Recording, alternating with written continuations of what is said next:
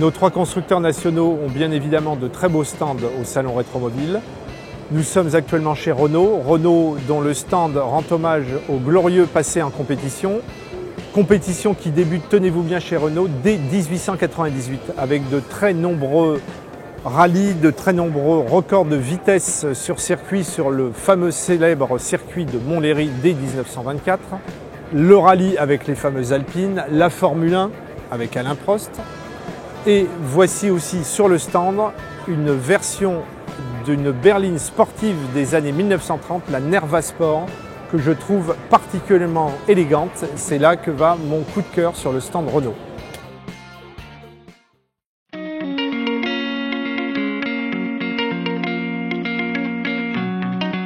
Alors après l'année 2015 qui fut chez Citroën l'année des 60 ans de la célèbre DS, nous trouvons sur le stand de Rétromobile une voiture contemporaine, à savoir la e-Méhari, qui est une réinterprétation de la fameuse Bolloré, la fameuse Blue Car de Bolloré, donc voiture 100% électrique. Cette fameuse e-Méhari rend hommage à son aïeul, vu que c'est une version loisir, ludique, découvrable. Très belle réinterprétation, surtout quand on voit le dessin original de la Bolloré.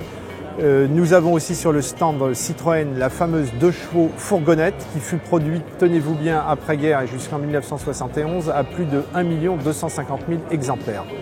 Notre coup de cœur ira cependant à l'ancêtre de la C6 contemporaine, à savoir la C6 limousine de 1930.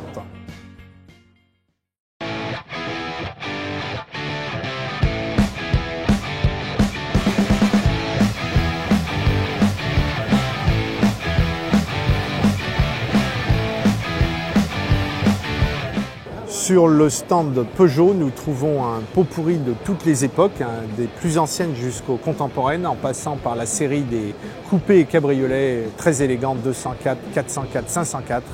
Mais sur ce stand Peugeot, notre coup de cœur ira indéniablement à ce magnifique 402 Roadster d'Arlmat de 1938 qui fut à l'époque livré à un comte anglais qui roula dans des compétitions à son volant, ainsi que son épouse, en Grande-Bretagne. Bien évidemment, à Rétromobile, il n'y a pas que des voitures. Il y a aussi les accessoires pour les voitures et tous les amateurs de belles carrosseries utilisent depuis 1947 la fameuse Nénette, fabriquée en France et dont le manche avait été relooké en 1959 par le célèbre designer Philippe Charbonneau. Et pour conclure, le mot de la fin ira à Marius, notre jeune stagiaire de 3e. Bon alors pour ma part, ce salon m'a plu, c'était mon premier salon de voitures anciennes que je faisais. J'avais déjà fait des salons d'automobile mais pas de voitures anciennes, donc ça m'a plu. Le stand Renault m'a plu par exemple, c'est un super stand parce que ça retraçait toute l'histoire de Renault, l'histoire complète de Renault. Après, il y a d'autres stands qui m'ont plu, comme le stand Porsche. Les voitures rhomboïdes, c'est un coup de cœur aussi pour moi parce que c'est assez original. Et il y a peu de choses qui m'ont déplu dans ce salon, donc j'ai aimé ce salon et j'espère y retourner très bientôt.